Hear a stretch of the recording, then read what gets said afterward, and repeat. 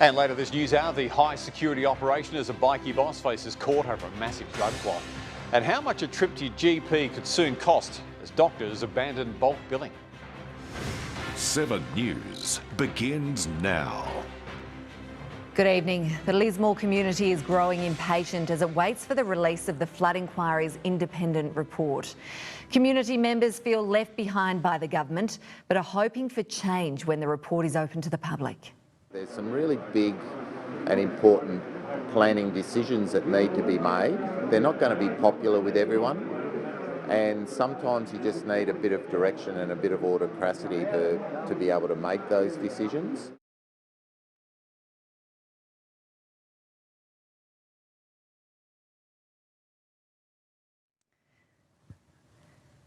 Apologies, we'll play the pack for you now.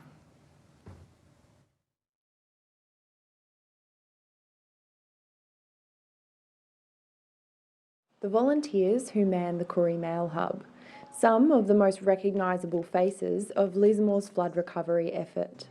The business working tirelessly since day one to coordinate volunteers and support flood victims despite. And Claire Morton joins us live now. And Claire, the Lismore Mayor has also weighed in, saying the city rebuild is too big for council to lead alone. That's right, Maddie. Steve Krieg says the cost to rebuild council facilities damaged in the floods is estimated at $500 million. He's confident the size and scale of the rebuild ahead is bigger than people realise. Mr Krieg stands by comments he made last month that an autocratic administration should lead the community instead of the council. There's some really big and important planning decisions that need to be made.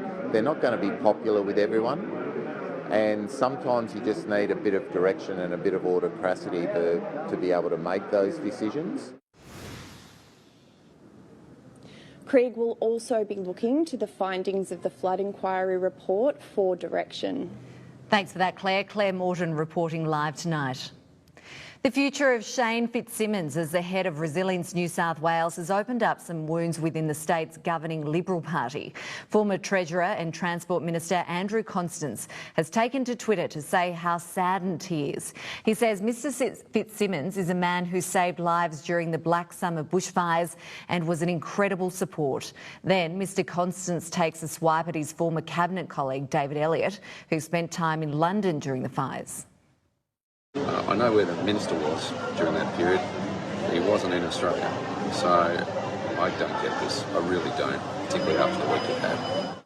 Mr Constance lost his bid for the federal parliament in May's election. He filmed that video while on holiday in Europe. Tonight on the North Coast, it's possible thousands of people are without a home or a stable place to live. Today, support services came together to explain just how big the problem is and what they're doing to help. It's a crisis on the mid-north coast. Homelessness is on the rise, with more people than ever struggling to find a safe and secure home. It's definitely... Farmers are calling on government agencies for a coordinated approach to controlling feral animals. 1.8 billion native animals are killed each year by feral animals, according to the CSIRO. Neil Baker is a primary producer who says he's lost more than 40 head of livestock last year in wild animal attacks. To have sheep who have the guts ripped out, calves with their ears chewed off at birth by foxes, to have to euthanise our animals when we believe it could be avoidable, is just another straw that can break the camel's back.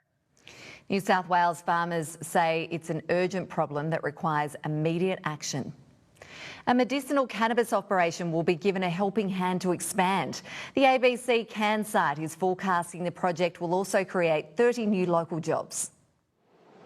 Australia has around 44 manufacturers of medicinal cannabis, and there's one in our very own backyard located near Armidale.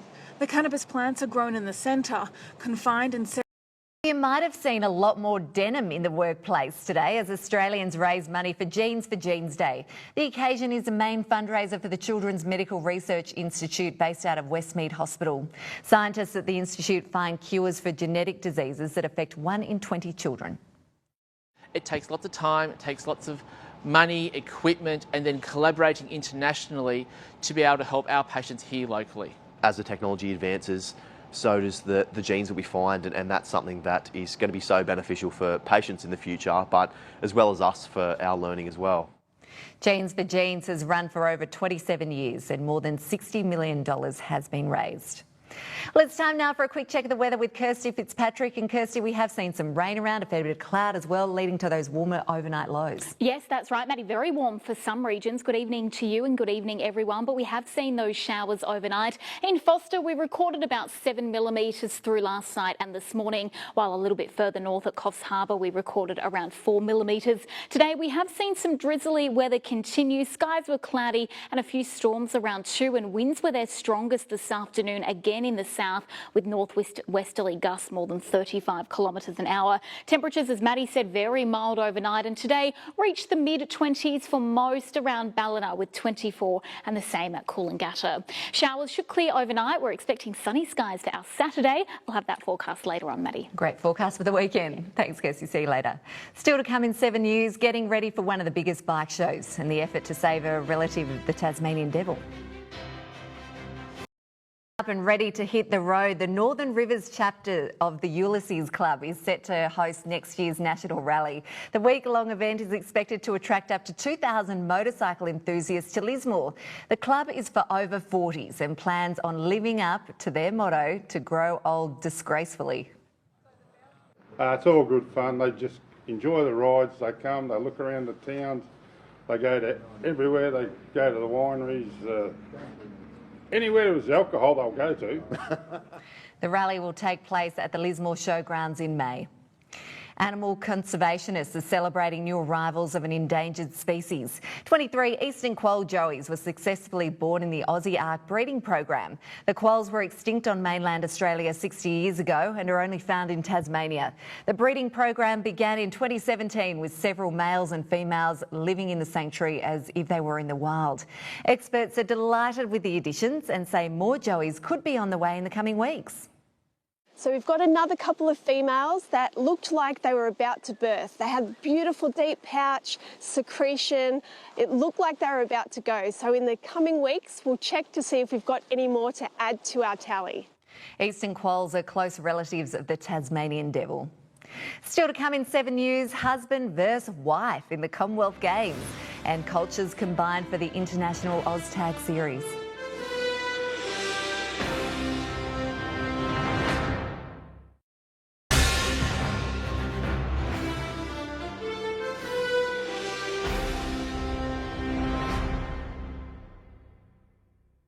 Some of the best OzTag players in the world are on the mid-north coast. More than 2,000 are doing their culture proud and wearing their nation's colours. They're the best players in the world. And more than 2,700 of them are in. The Australian Surf Championships are set to kick off this weekend in Port Macquarie. The event features 17 days of action-packed competition. The shortboard titles begin tomorrow morning. Longboard, adaptive and bodyboarding categories will follow. Australia's most elite surfers have descended on the region, providing a huge economic boost. We've got all manner of surfing over the next couple of weeks, next 3 weeks in Port, which is great. They're going to see our beaches, our culture, surf culture that we've got here in our accommodation, which is all draw cards to the area. Port Macquarie Surf School owner Wayne Hudson will be in contention for the 35s Australian Championship, and fellow locals Cale and Imogen Einfield will compete in the Opens division. Big scores have been posted on day one of the drop knee sessions in Port Macquarie. The annual bodyboarding event has returned to full strength to celebrate its 20th year. Contestable waves at Lighthouse Beach for day one of the annual Drop Knee Sessions event. A little bit more swell than what we anticipated, so that's